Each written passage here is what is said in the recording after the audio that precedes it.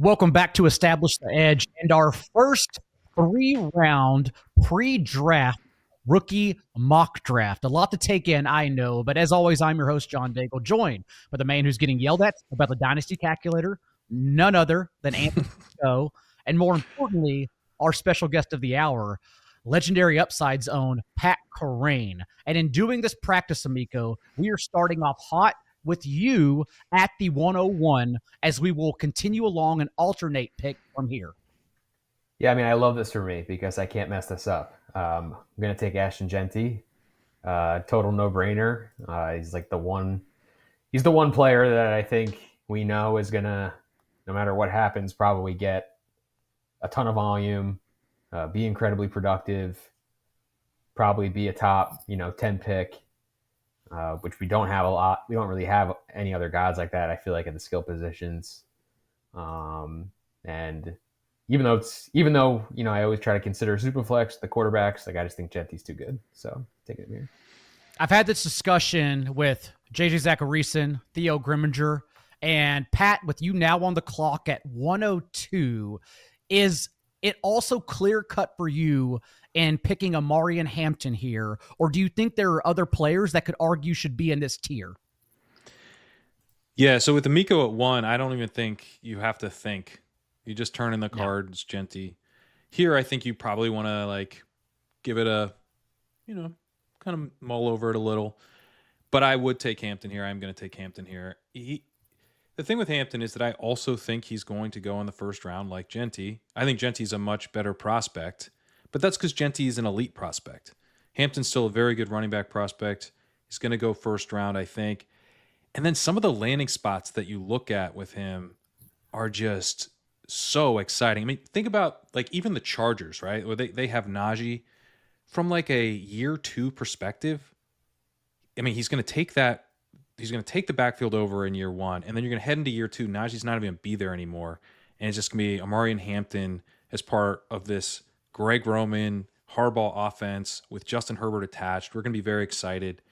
You do have to consider Cam Ward for the super flex element. I do like Tet McMillan, but I just think that Hampton's going to be productive as a rookie and be someone that we're really excited about entering 2026. Just kind of the best way to go, I think.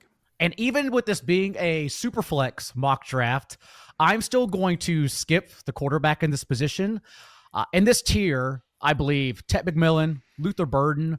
I've been coming around to sticking Emeka Ibuka here as well, as his profile and stock is rising to higher in the first round than I initially thought, even as in my opinion, a power slot receiver at the next level. But I'm instead going to go with the guy who is going to land in the first round. A wide range of outcomes, of course, but I'm going to go with Tet McMillan here. And then Amico, perhaps just allow Cam Ward to slip to you if that's your call. Oh, buddy, yeah, I'm dunking this one home. No disrespect, obviously, to the previous drafters. I think we're sleeping collectively on Cam Ward a little bit, just because the chatter heading into the season was that this quarterback class is not good. And I think that was even the chatter probably as late as December. So we're kind of entering this cycle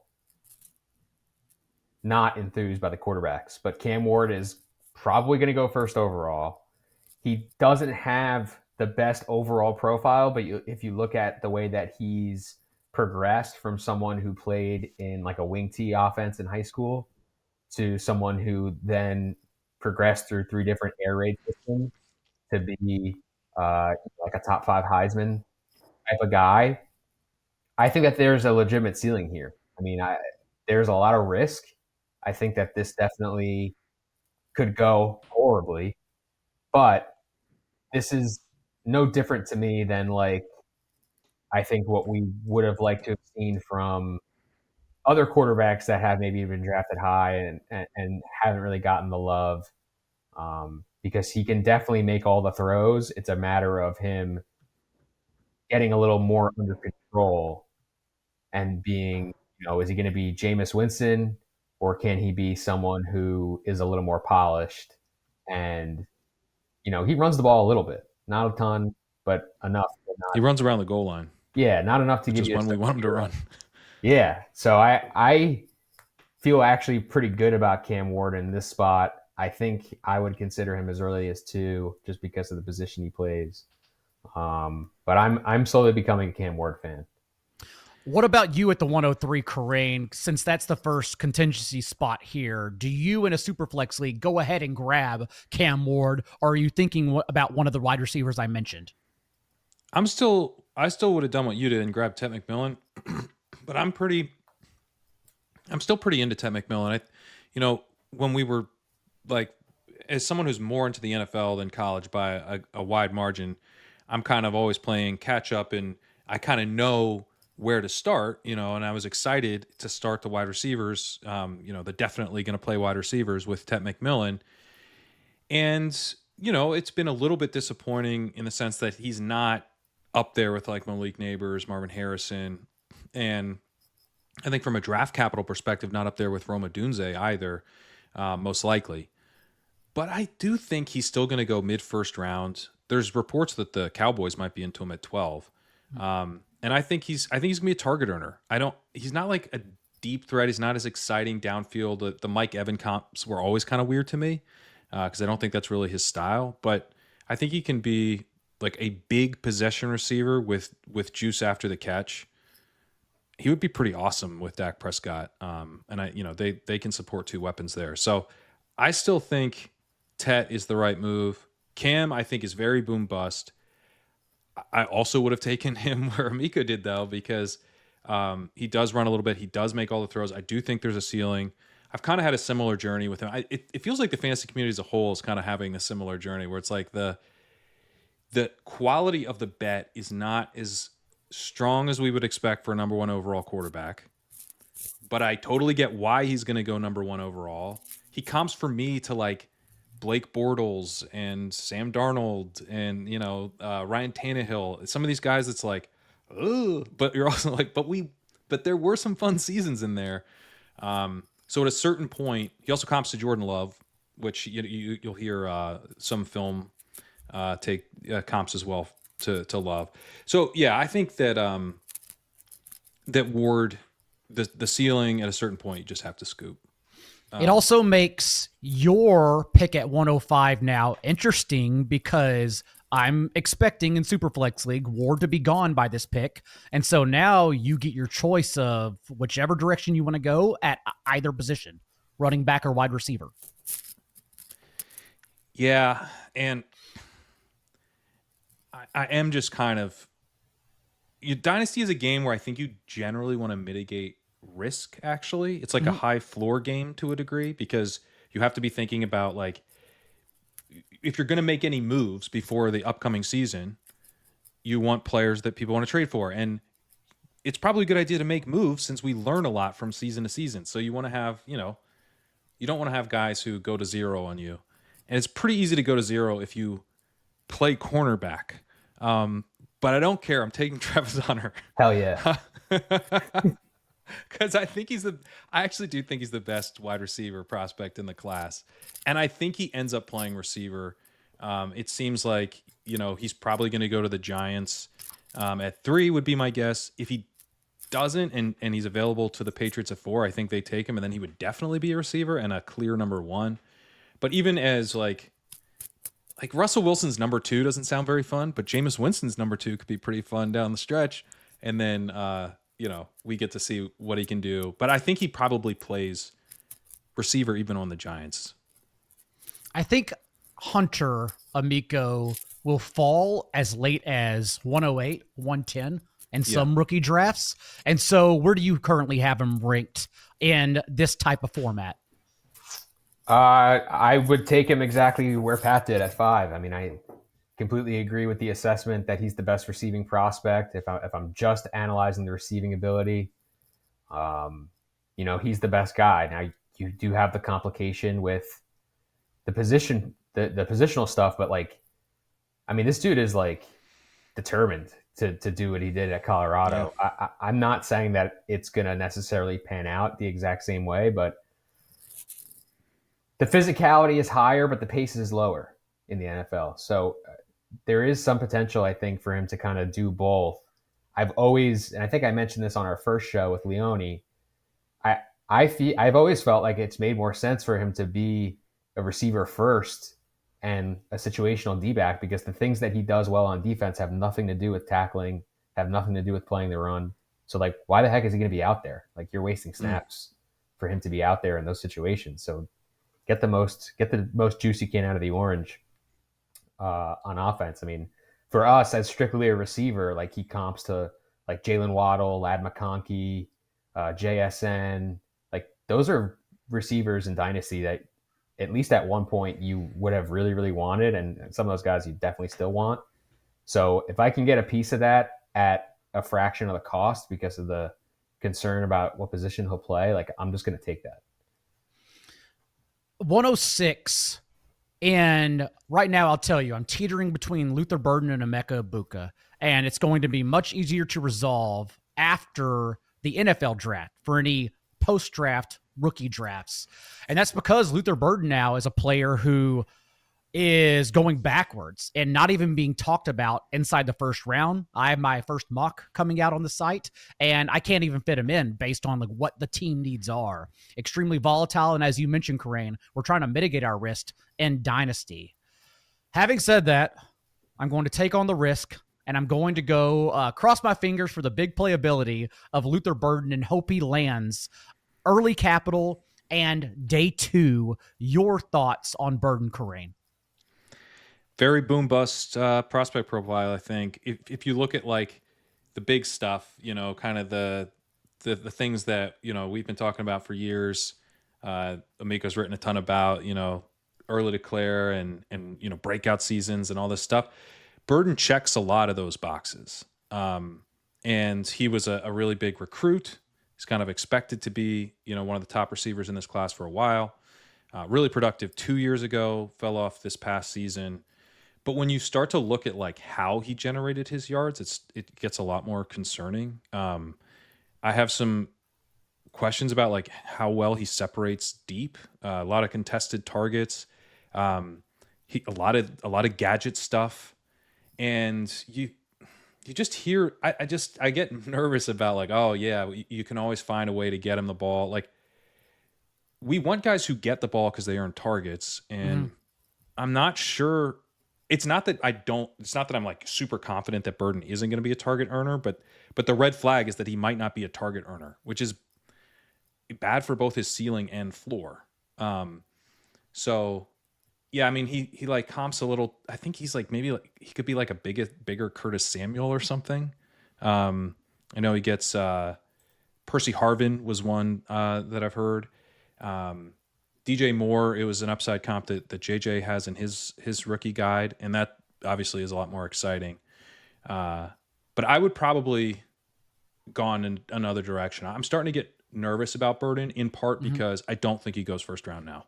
I think he's going to end up being like an early second round pick, which isn't the end of the world, but it's some of these same worries that we're starting to have in the fantasy community seem to be things that the NFL is also thinking about, which I don't love. Egbuka, 1,100 yards at 19 years old, but still don't want to look past Burden having 44 catches and 5 receiving touchdowns at 18 and a half years old at Missouri.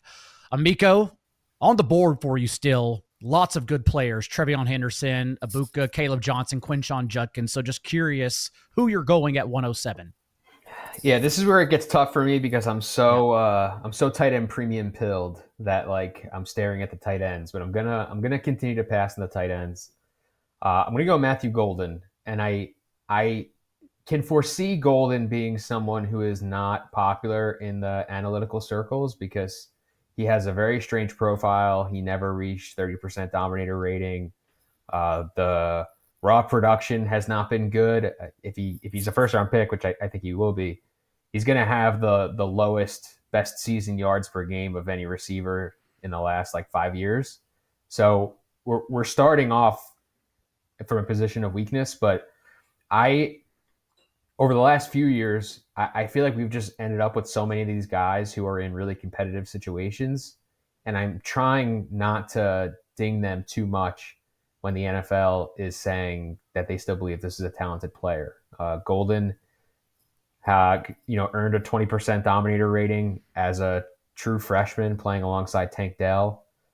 In 2023, he had turf toe for much of the season. So that was like, I think, the year for him to like really do a lot of things, because Dell was gone and they were kind of just like some bit players there. Didn't really happen. But then he goes to Texas and it's like Isaiah Bonds, a day 2 pick, Gunnar Helm.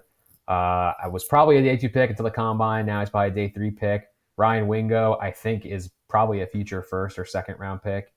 So lots of competition at Texas, and he does have the raw speed, which I almost default to as being like if I'm going to take a guy that I'm not sure about, I like for him to at least have one thing that I know I can kind of bank on, and we can bank on the speed.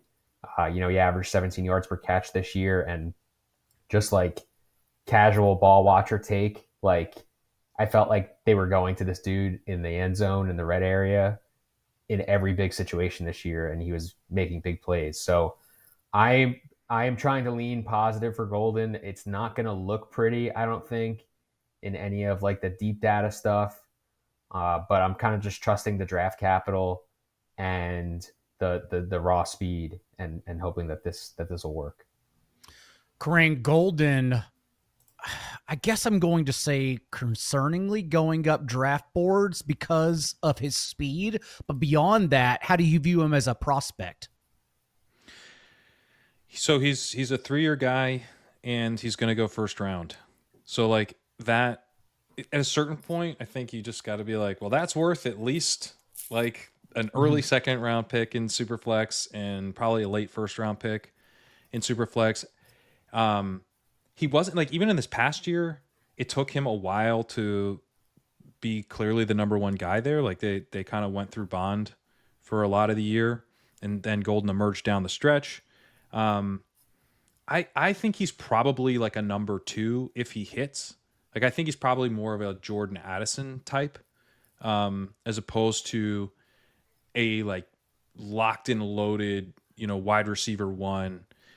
And so I probably would have gone a different direction just to like swing a tiny bit bigger. But I do think that we'll probably end up looking back in like 2 years and be like, oh yeah, we waited until pick 12 on average to take a first round wide receiver. That was actually a mistake. There were plenty of busts, and we happily took them over a first round wide receiver. Well, hopefully your pick now at 108 is not a bust. I'm going to take TreVeyon Henderson, who, I mean, this is a great running back class, right? And not just us saying that in the fantasy community, but that is the story out of the NFL draft. Like scouts, evaluators, everybody's really excited about this draft class. It's a class where you can wait till day 3 and get a starter, frankly. But at the same time, Omarion Hampton has made it pretty clear that he's going to go first round. He's kind of entered that conversation. And I think TreVeyon Henderson is at least live to sneak into the first round. He probably goes second round, but I think he's probably going to go pretty early in the second round. And the thing that's really exciting about Henderson is that he's an explosive runner. He's a good receiver. I've been starting to hear a lot about his pass blocking recently, about how good he is as a pass blocker. And you also hear, like Todd McShay's been talking about this for a while. He's like, I think this guy's going to be a better pro than he was a college player. And part of the reason for that is that teams are excited about utilizing him in a similar role to a Jahmyr Gibbs. He's not Jahmyr Gibbs as far as the prospect profile goes when you look at the receiving resume. He doesn't have a Jahmyr Gibbs receiving resume, but he's a pretty intriguing receiver, and he's explosive.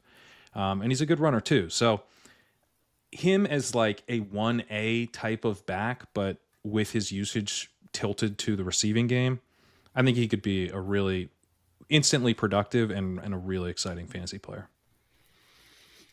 I'm back on the clock with Abuka still here, although a couple good running backs that I have in the same tier, and this is a super flex league, but Shadur Sanders stock, and again, if you are doing this post-draft, it's going to be a lot easier to know. But the stock right now, pre-draft, for the sickos who are using this video to maneuver trades in the back end of the first round and say, oh, like this quarterback could fall. Sanders' stock is all over the place currently. Everything from the 9th overall pick to the 2nd overall pick to all the way to a team trading back in at the end for him. So I'm still going to go receivers here, and I'm going Emeka Egbuka at 109. Amico, you're up. Yeah, sorry, real quick. You mentioned, Daigle, that Emeka Egbuka, you're hearing, might be moving up in terms of his draft stock. I just wanted to get a little more of your thoughts on that. Just a couple teams that could prioritize that slot receiver. The Bears, the Cardinals, 10 and 16 are two of the other teams I'm thinking, because they have, in my opinion, bigger needs than adding someone like Ted McMillan at that spot if Matthew Golden were to go early on for that 40 speed. So I think I am far more confident in Egbuka landing like with a priority pick in the first round as opposed to Luther Burden, but he's definitely going to find a home even as a slot receiver. Yeah. Amico. All right. Well, I'm going to dip into the tight ends now because I think it's time. And I have Colston Loveland ahead of Tyler Warren for fantasy. I'm going to make that my pick here. I know that that's going to be very against the grain. But when I look at the tight ends and I think about what is good for fantasy, we know that we don't get points for blocking. We don't get points for being in line. And I think that typically the inline tight ends, the learning curve tends to be a little bit longer than the guys who can just step in and catch passes. And that's how I view Loveland. I think that Warren is an excellent player and will go, I don't know, maybe 10 spots higher in the draft than Loveland will. But, you know, Loveland is a 3-year guy, which we do not have a lot of at the tight end position. He had a 39% market share of receiving yards this last year at Michigan. Again, the quarterback play at Michigan, not very good. But he was very productive. He really has not been in line the last 2 years. I mean, his in-line percent, according to PFF, is 33%, 32% the last 2 seasons. So I'm thinking that we're going to get that, you know, Evan Ingram type of usage wherever he goes, and that means we're getting fantasy numbers, we're getting receptions. I know that there are some concerns about Loveland being after the catch producer. You know, he's not Brock Bowers, which I nobody is, but he's not that type of guy. But he could end up being a Sam Laporta type who is able to, you know, make a lot of plays in the short areas of the field. And I'm just gonna take the points per catch here and go with Loveland. Corain, Tyler Warren is on the board if you were also going in the direction of tight end at 111. Yeah, I have Tyler Warren as the tight end 1, but I have these guys back to back. I think both are really good prospects. I think Loveland is more of like the big receiver, and then Warren is more of the Brock Bowers mold. He's also not Brock Bowers, but if you think about like, you know, different ways to dominate at the tight end position, one being to win downfield, kind of like Mark Andrews, right? Like Mark Andrews is a big wide receiver who actually like earns targets downfield. Whereas Brock Bowers, it's like get him the ball and he's just going to be a yards after catch monster. Warren's actually more in that mold. He is a really good blocker. We want blocking to be sufficient so that these guys are on the field for play action, right? Because play action plays around the goal line, those are pretty good plays for tight ends to get touchdowns. But I think Loveland ultimately is probably going to clear that threshold. Warren definitely will. This dude's a classic inline tight end. Hopefully he's not a big part of the run game on the Colts. That's honestly like the prospect of him landing on the Colts is one of the reasons I'm not as excited about Warren as I think I otherwise would be. But yeah, give me Tyler Warren. You know, tight end premium. He's going to be a starting tight end for a long time, and I think a pretty damn good one. To round out the first round, it is a toss-up in my tier back-to-back with Quinshon Judkins and Caleb Johnson.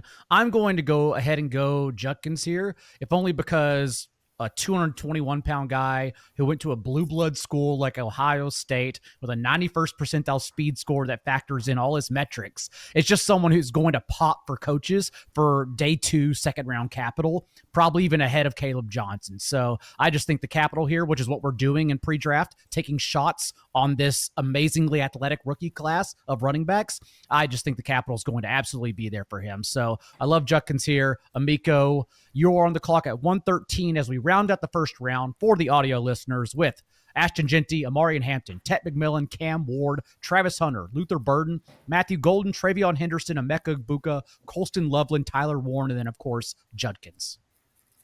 Yeah, I'll start the second round with someone that I think could end up being a riser in 3 weeks, because I think that there's some potential for him to be a top 10 draft pick, but I do think that he's going to end up in the first round, and that's Jackson Dart.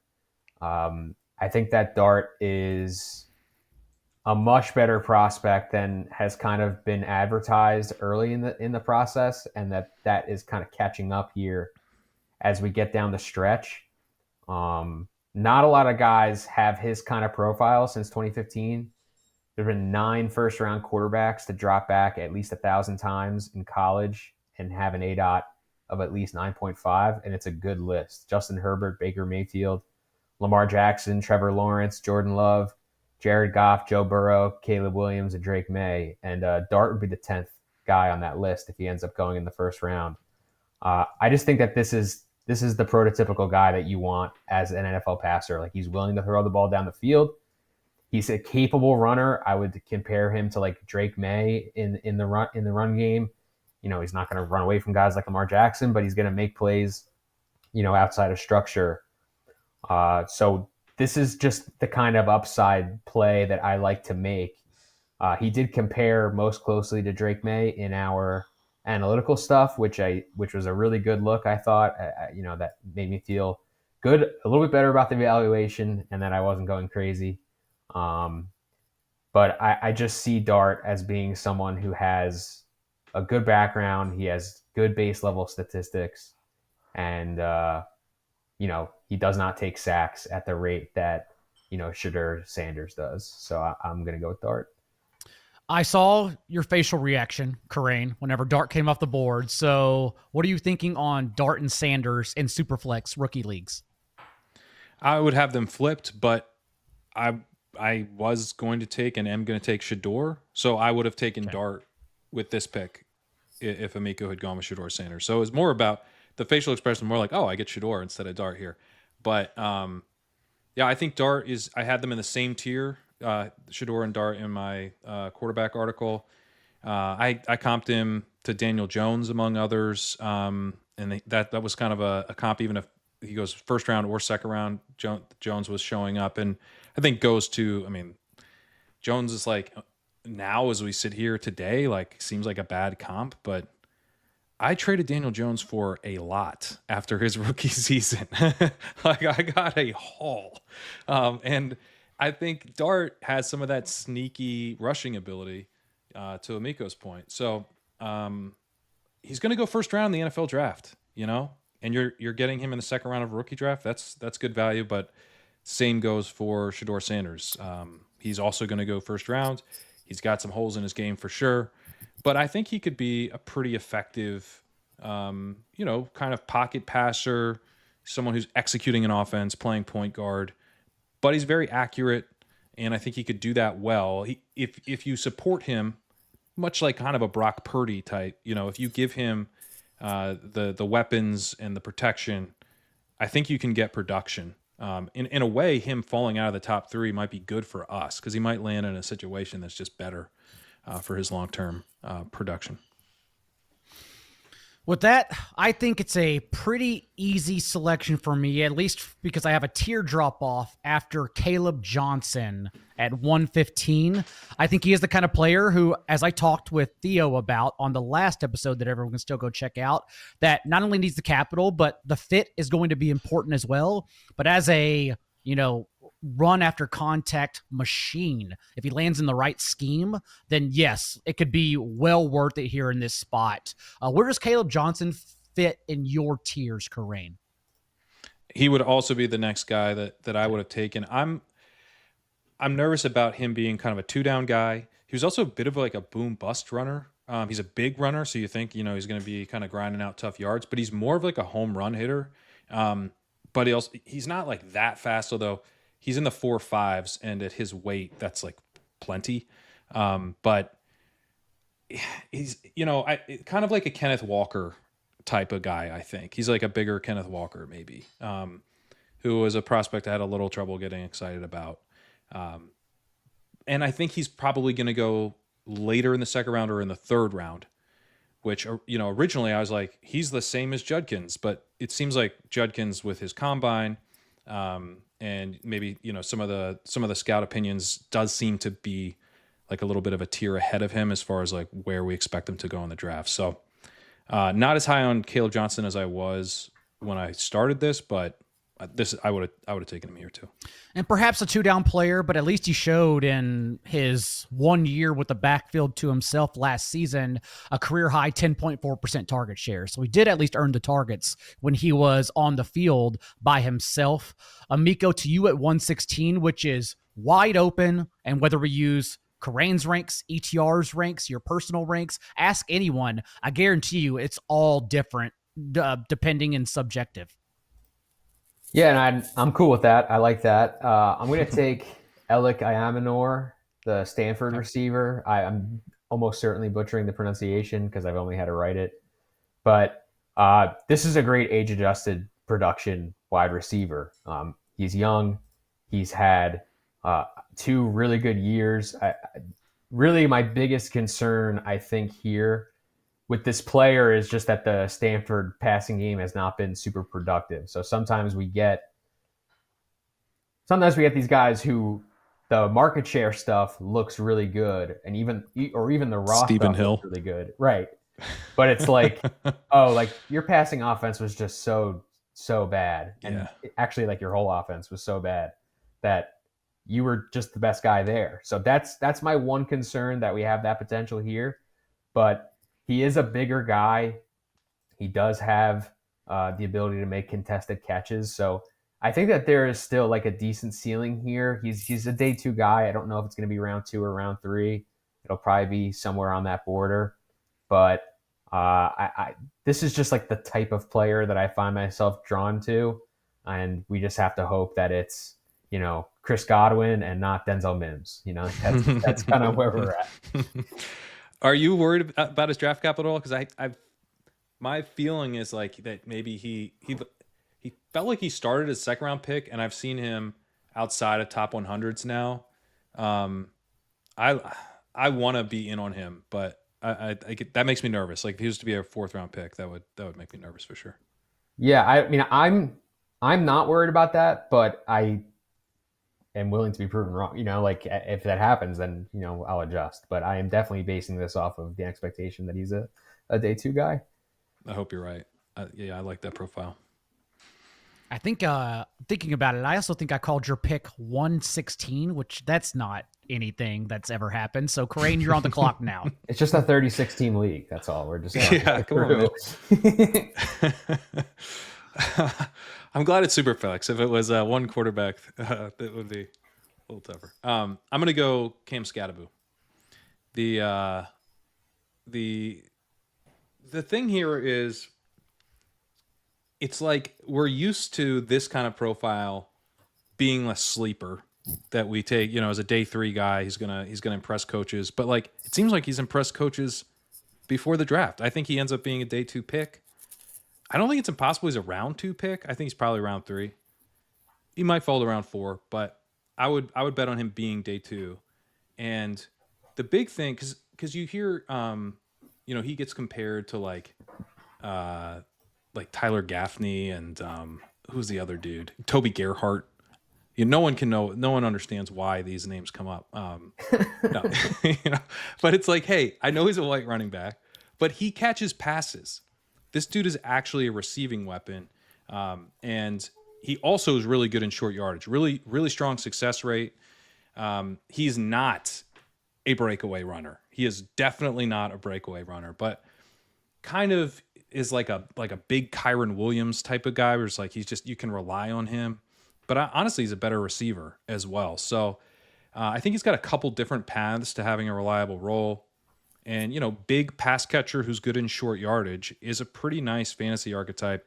And I think it comes with decent draft capital too. So I like that, this Cam Scatterboo could be the type of guy that the fantasy community is like way too hot on, because he's kind of he was like a folk hero in college and everything. But we've really kept ourselves in check. And I love being able to scoop him in the second round. Shout out to us, truly. Now, on to, again, a wide array of selections for me following Scatterboo, but I'm going to lean into at least what we saw in terms of production. I know it could go in a number of directions, given that he didn't really test as an elite athlete at the combine. But man, I can't help but look at the 2 years Trey Harris played in the SEC, including last year, when if you do all the nerd things and you pull out the CSV from PFF college database, the only wide receiver to have over 5 yards per route run in the power conference history. Man, and to get those reps against, again, the killers of the SEC, it has to mean something, especially at his size, to hopefully land day 2 capital. So I'm going Trey Harris here with my selection. Amico, your thoughts with Trey Harris among this tier of wide receivers?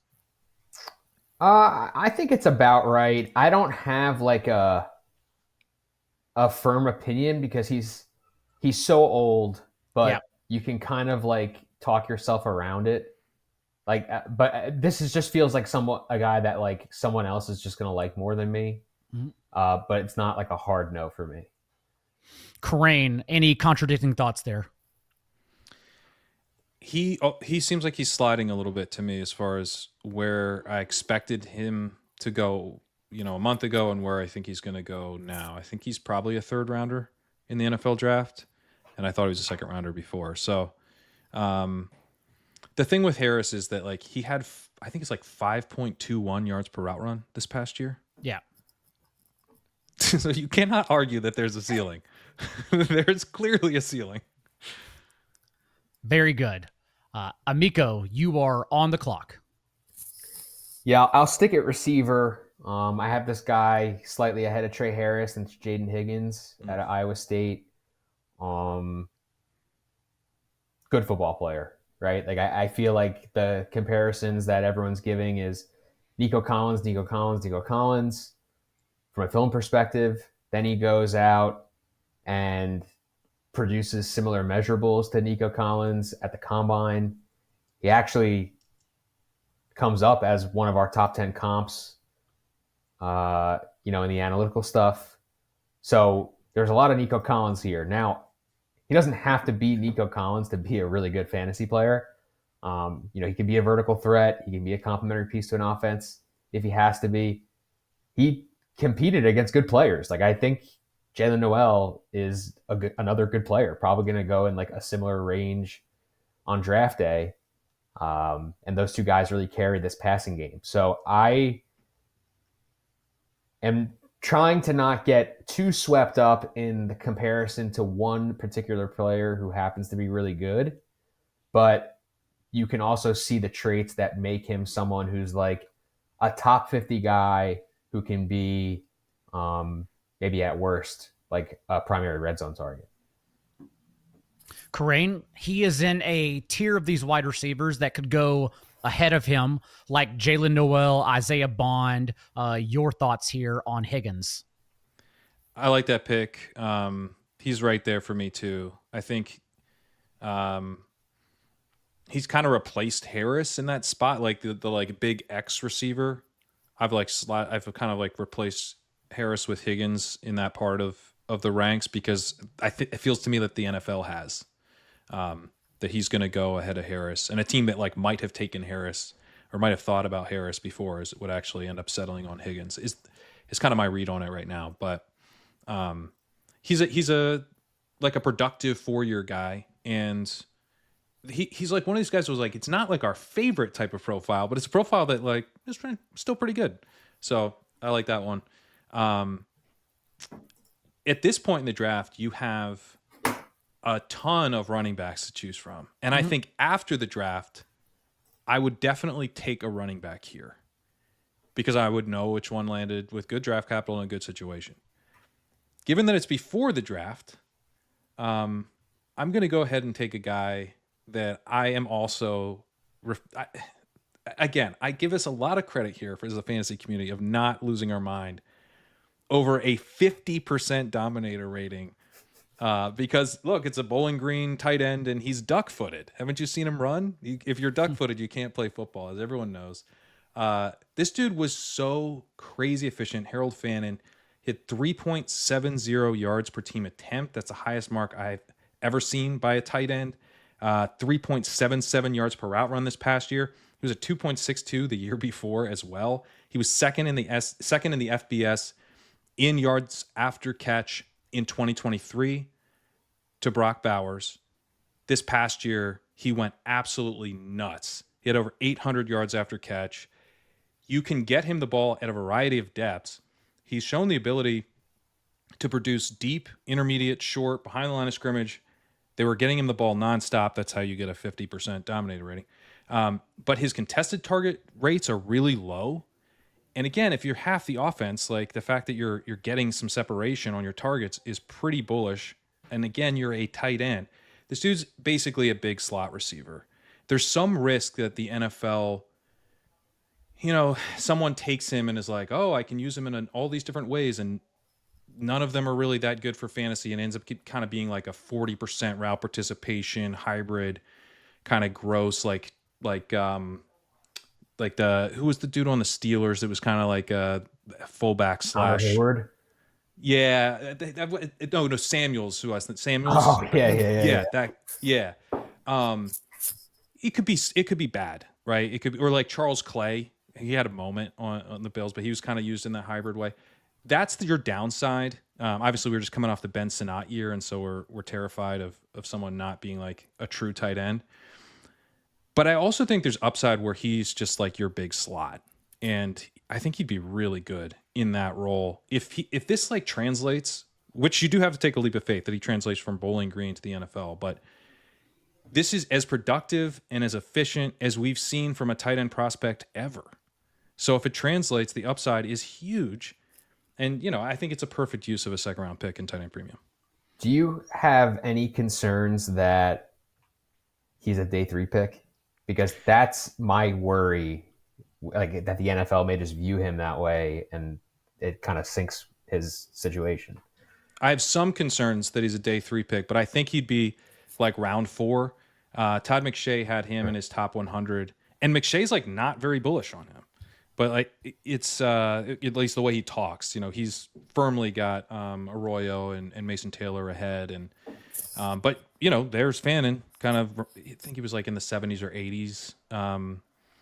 And my concern with Fannin is that he's like fall to the 5th, 6th, 7th. Like that's where I'd get worried. If he's in the 4th round, I'd be fine. Tight end draft capital doesn't mean quite as much because like why would Fannin fall? Because it's like, oh, he's just a receiver. And we want someone who can like block and stuff. Like, yeah, okay, Mark Andrews was like that. Yeah. Like I don't care.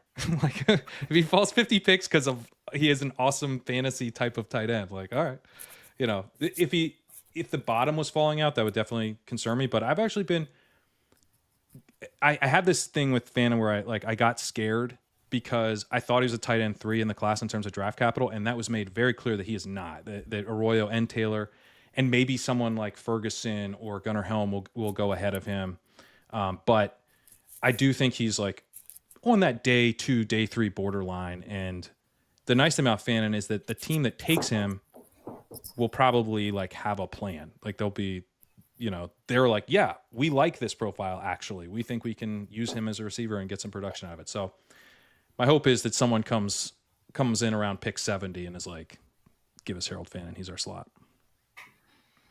3 picks remaining in the second round of our 3-round rookie draft. And honestly, you could have swapped my previous selection of Trey Harris with my next pick in Jalen Noel, if only because, unlike Harris, who we question the athleticism and the draft capital, it seems like it's only going one way, up for Noel, who a 4.3 40, which is obviously catching everyone's eyes. But beyond that also, concerning 21-year-old breakout age, but the last 2 years after he broke out, we're talking about a 24% and 26.5% target share in Iowa State to finish his collegiate career, improved on his yards and catches per game in every single season, so just got better as well. So Noah is someone who can probably go earlier than this, honestly, but he falls to me. I'm taking him here. Amico, what do you think about Noel in this tier of wide receivers?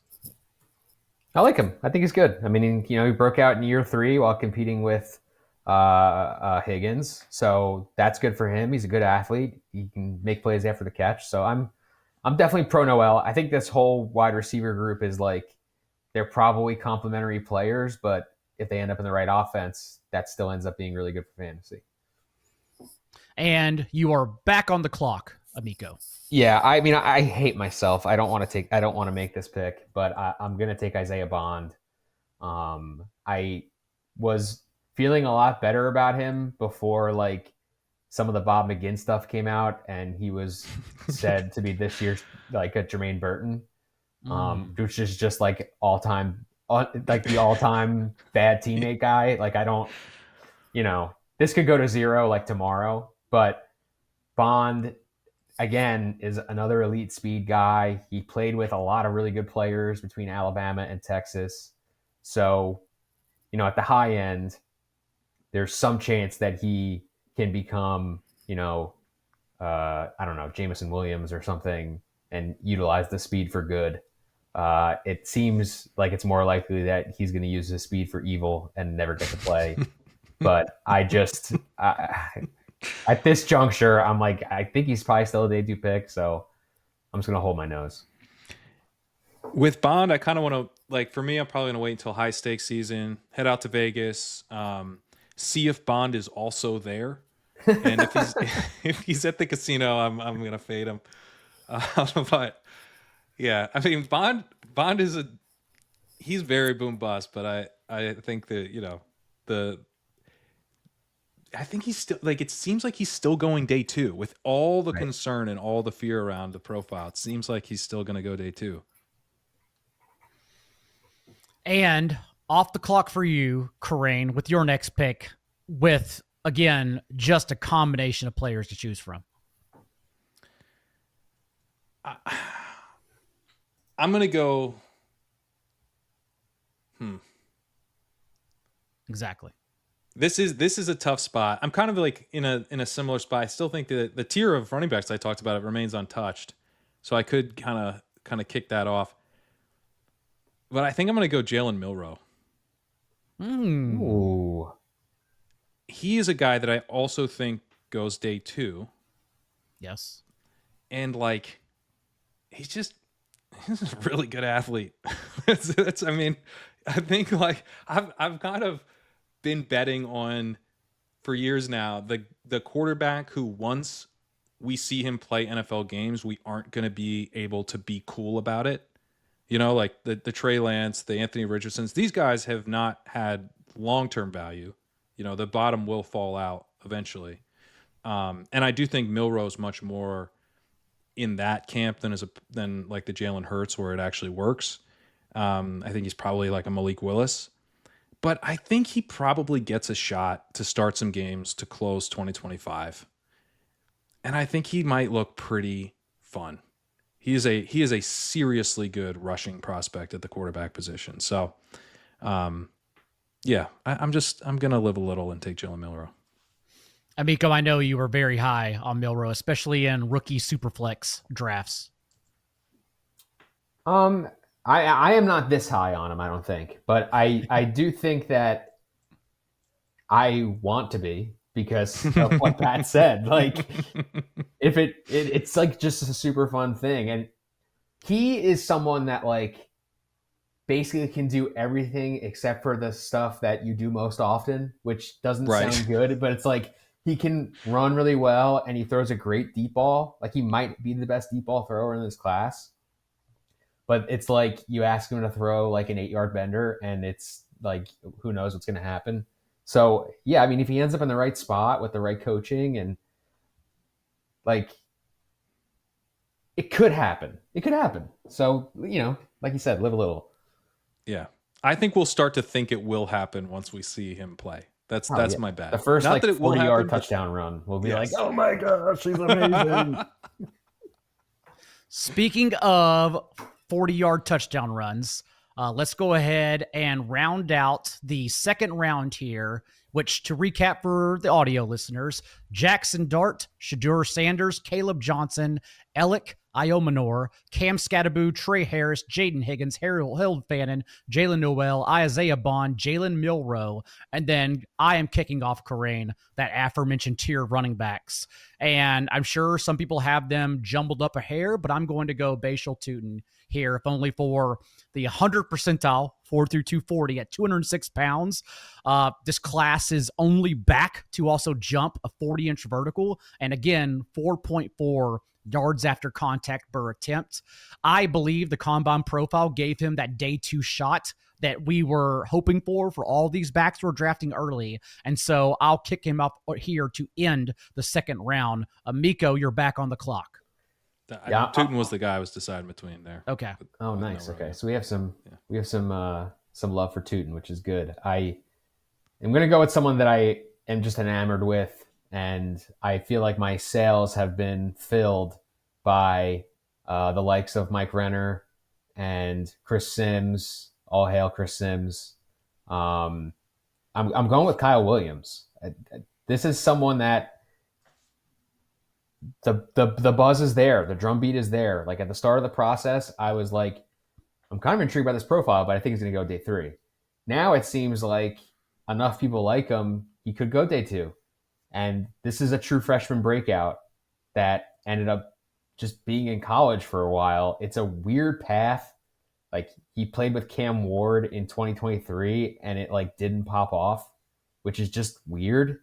But if there's a guy that could be like Jaden Reed or Stephon Diggs or, like just one of these guys that like in college you didn't feel amazing about it, and then they get to the NFL and you're like, oh yeah, actually that guy's like a really good athlete and makes a lot of good plays. Like I feel like it's this guy.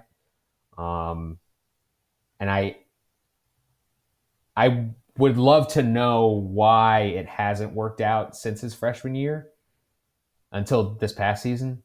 But in the third round, I'm just willing to kind of just bet on that and just hope that that's indicative of some ability that will come to fruition at the NFL level. I think Milrow and Williams now, and 2 of the last 3 picks, seem to be Corain getting ahead of post-draft rookie drafts. We are suggesting that the capital could be there, surprisingly, for both of these guys. Yeah, which is what you should do, right? I mean, you're always playing the value game in Dynasty, and like who can be worth a lot more tomorrow than they are today. Is just it's very helpful, right? I mean, you obviously want production, but to be able to have guys that people want to trade for is how you can, trade for productive players or, pivot to whatever you're trying to accomplish in that year. So Kyle Williams is someone that wasn't really on my radar until Chris Sims had him at wide receiver. What do you have him wide receiver 2? I think 2 he had him overall. Yeah. Yeah. That's one of those things that my brain keeps rejecting and telling me he had him wide receiver 3. But yes, it was wide receiver 2. At the very least, I think that should tell you that there's some really good tape, and the idea of him going day 2 is pretty live. So someone I've been trying to mix in best ball because he's still pretty free. He has, it's not like he's rocketed up. So I like that one. I will go, man, head or heart here. What am I going to do?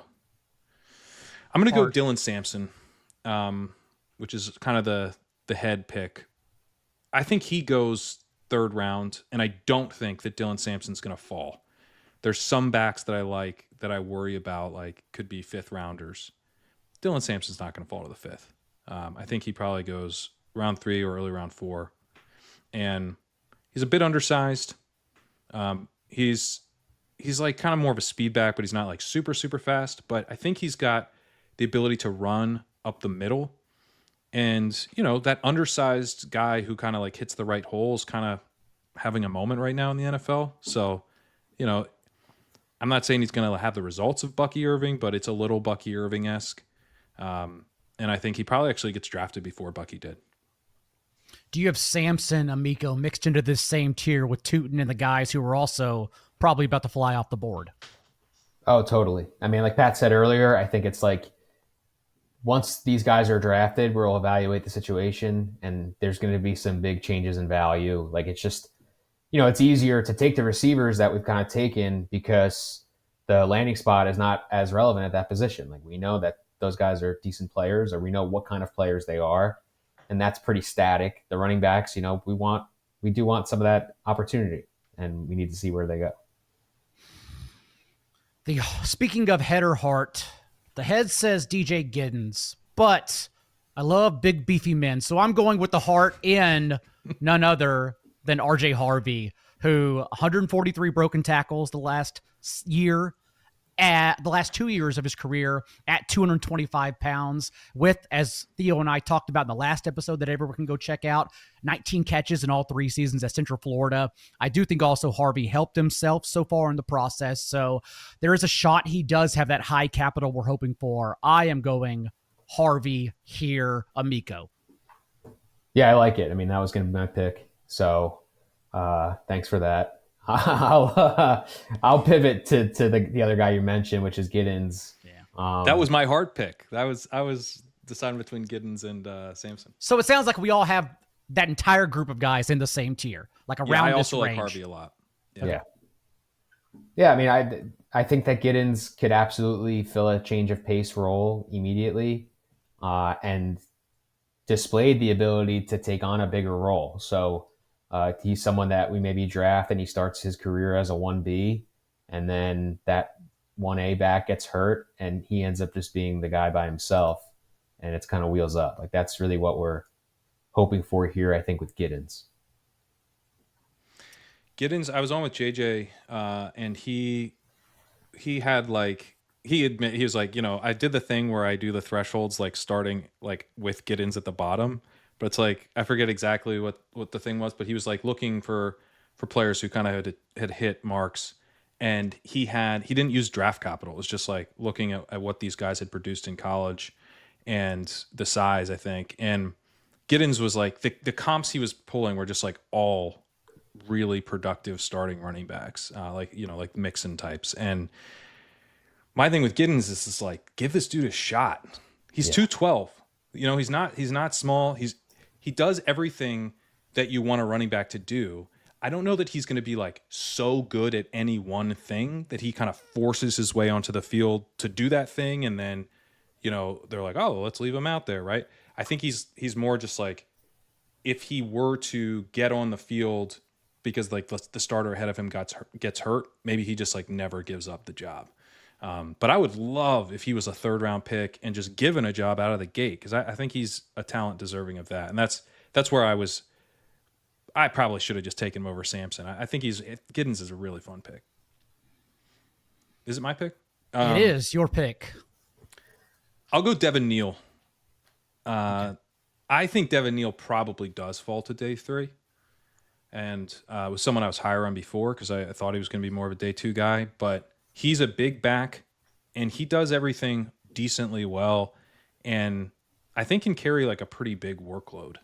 And there was some concern that he was going to be like pretty unathletic. He's not like really athletic, but he's not bad. And he's bigger than I think it. He doesn't look big when you watch him run. You're like, oh, he's probably like around 210, maybe a little less, And he was 220 at the Senior Bowl. We got to wait at the combine. He was over 210. So, I think he carries the weight well, and he's kind of another one of these guys who, if he gets a chance to, be the lead guy in a backfield, I think that his team will be pretty happy with the results, and he'll be able to hold that down for a bit.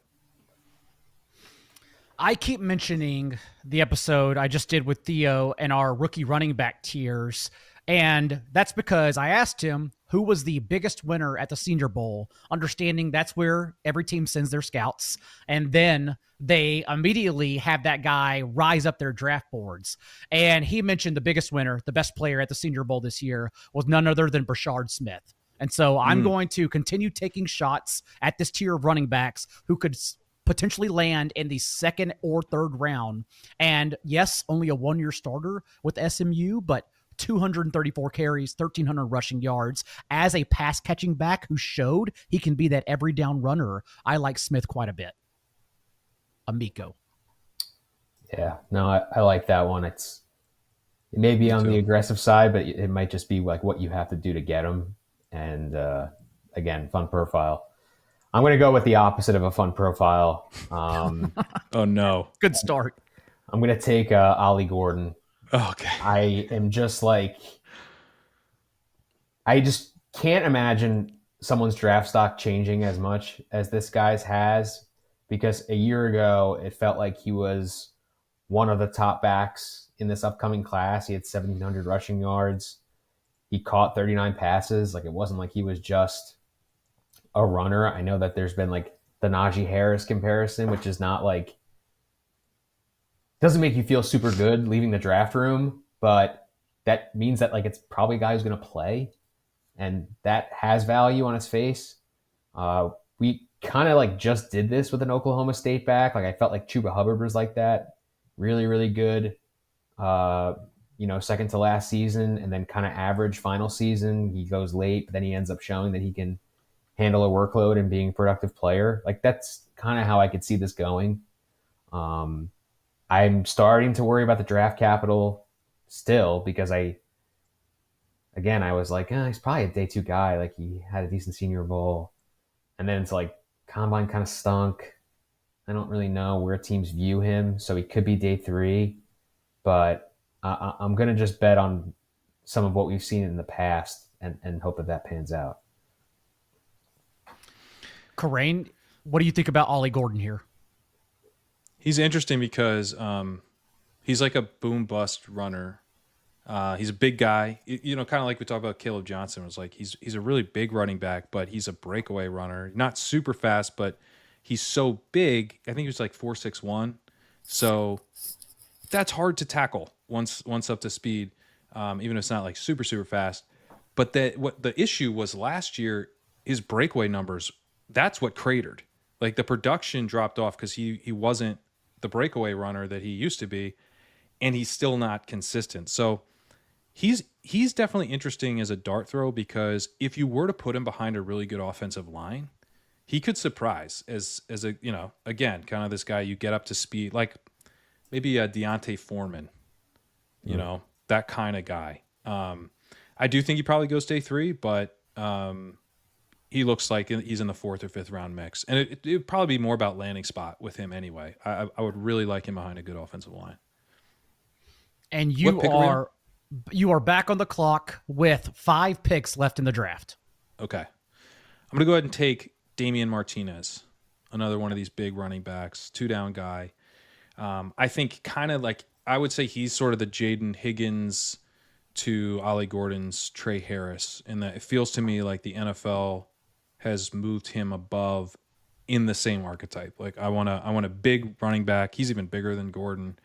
But I think like a little bit more someone they're like, I need to run like a power run play. Which running back do I trust to execute it?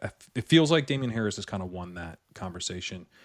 He's not the highest upside swing and from a PPR perspective, but could be a guy who emerges like a Tyler Algier type out of round 4, round 5. I am back on the clock with no idea what I'm going to do here. Jalen Royals, Jack Beck, Jarquez Hunter all stand out. The hardest saying something different. I'm going ahead and knock out Jalen Royals here, just because I think he is someone who should be in the first 3 rounds of a Superflex draft. Amico, where do you have him ranked among this group of like last receivers we're taking shots at? No, I like him. I think that he is in the Kyle Williams, Jalen Noel type tier. I have him ahead of Beck. Like, I think he's a tier ahead of Beck. Just because the production is really good. Like, he's a former track guy, he's a former basketball guy. He was good at the Senior Bowl, so I feel pretty good about the draft capital. it's really just like the competition and the fact that he didn't do anything until year 3. Like that's what, you know, is this Taywan Taylor? You know, like I want to know like kind of that deal, but we're not really paying that much for it. So like I'll just figure it out. And you are back on the clock as well.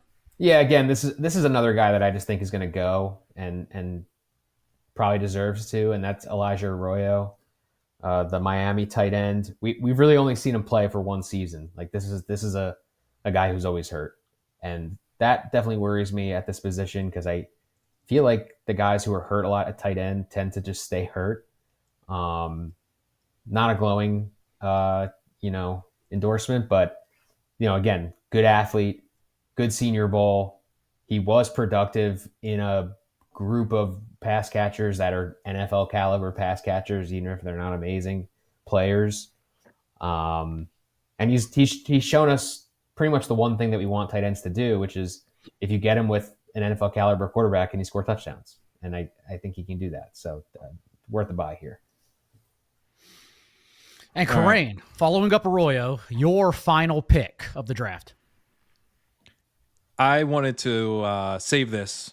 I figured you guys wouldn't take him, and I just wanted to make sure that this was going to be the last thing I did. I'm going to go ahead and take Tyler Shuck. He's going to get drafted in the second round, and he is a quarterback in a Superflex league. He's going to be a starting quarterback probably for like a year. Probably won't go great, but he gets people slander him, say he's 26. He doesn't turn 26 until September, okay? He's only 25 for now. Yeah, I mean, he's not a very exciting pick, but at what point are we going to pretend that when Tyler Shuck is a starting quarterback in 2026 that he's like not going to be worth more than this? That you're going to be able to get him for a late 3rd round pick when you need a starting quarterback? You're not. You will have to pay more than this to get him. And I think he ends up being a starter by this time next year. And with the final pick of our 3-round rookie Superflex mock draft, pre-draft edition, could go in a number of ways. I think the public would probably go Trevor Etienne. When we had Zach Arison on the first episode of the offseason ETE, he definitely was high on Jarquez Hunter. Jack Beck could make an argument too. But one guy we talked about, Amico, I know in the past, is someone I also think could get capital as long as he's cleared and doesn't have any red flags with his injury history, and that is Torrey Orton, who, a lot of great metrics in his favor. The size, 6'3", and then a 92nd percentile 40 at that size. Also, as a 19-year-old to have 1,100 yards. And then, of course, that's with the gimmicky Colorado State offense, but only 4 appearances last year, 5 appearances, I should say. But before then, still just a monster receiver with, again, 1,100 yards. And then most important, if you look at PFF, 3.1 yards per route run against man coverage for his career. I think there's just a lot to like for his speed and size combo. So I'm going toward Orton. I did mention just a lot of numbers, but probably most important, Crane, is that Mike Leone won the championship with him in NCAA football in his most recent season. So that's what I think is most important here. I thought you were saying he won like a tournament. You're telling me he just won it in a video game? He won a video game. His solo dynasty. with Torrey Orton. I think Horton might be a day 2 pick. I think he's live to go day 2. So some of these receivers that we've taken, they're all kind of like borderline day 2, but if Horton ends up going day 2, he could go ahead of a bunch of guys that we've taken in the draft already. So I like that one a lot. Are there any long shots, beginning with you, Karain, that you wanted to squeeze in here that you're higher on that didn't make the cut? Yeah, I'll shout out Jack Besh, who we've talked about, but I do think kind of in that mold, kind of similar to Kyle Williams in a way of like, he's a bigger dude who can probably earn targets and could be kind of a more interesting pro than he was a college player. Mason Taylor's probably going to get taken in the second round, maybe early second round. He's a pretty boring fantasy prospect, but we draft starting tight end. There's only 32 starting tight ends. We draft them all. So he's someone I think you should kind of have on, on the radar. I think we kind of did all the running backs. I would mention Jordan James is someone who I'm still intrigued by if he gets any kind of draft capital at all, like third, fourth round. But if he's taken in the fourth round, I'm still kind of intrigued by him. He had a really, really strong success rate and a horrible breakaway percentage, which is like kind of the Tyrion Davis Price archetype, but it's also like a Devontae Freeman type of dude. And so, how much does a team end up trusting him and putting up with the fact that he cannot break away for long runs? Because, anyone who paid attention to the combine knows he stunk it up. But it's like Rass is better than Bucky Irvings. It's better than Kyron Williams. I think a trustworthy runner who hits the right hole consistently. These guys can often earn themselves a bigger role than we would expect. Same question for you, Amico. As we sift through the ETR Dynasty ranks, who did not make the cut that you would be higher on here? Yeah, there's two guys that I really like, and I want it to work out. I don't know if it will. The first is Jaden Blue. Fast, catches passes. Like, I'll just try it, And then the other guy, which the combine was really bad, so I had to move him down to Dynasty ranks, is Ricky White, the UNLV receiver. Super productive. A year ago, he had over 1,400 receiving yards. He has 4 blocked punts in his career also, which Oh, that's cool. Yeah, I haven't run the numbers on the modeling for that. Seems good. It's genuinely good. Guy that just like gives a shit about football, like plays hard. I just feel like it means something, he may never be anything. He may be like a guy that plays special teams and is like a wide receiver 4 or 5. But if you told me in 3 years he was a starter somewhere, like, it wouldn't shock me. We should get like more reward for hitting on the Justin Watsons, because it feels so good when, like, if this guy turns out to be, like a long, like years played in the league, we should get some kind of fantasy points for that. Definitely. With that being said, Karain, where can everyone find your own Dynasty ranks and what you have going on? Yeah, legendaryupside.com. We've got Dynasty rankings updated weekly. Gonna be posting an update here very soon. And we got best ball rankings, underdog, DraftKings best ball rankings. We got dynamic best ball rankings as well, a tool called the Sidekick. I can check all that over at legendaryupside.com, along with all my rookie profiles that I'm putting out on the site right now. We also have articles from Michael Dubner, Matt Irby hitting the site right now. Daniel Raz had a really good article on the running back potential landing spots. So lots of great offseason content. Got you covered for Dynasty and Best Ball. We'll be back next week with a conversation over our rookie wide receiver tiers this time around. Until then, hopefully you learned something from this 3-round mock draft. And remember, be a little bit kinder than what's required. We'll see you next time.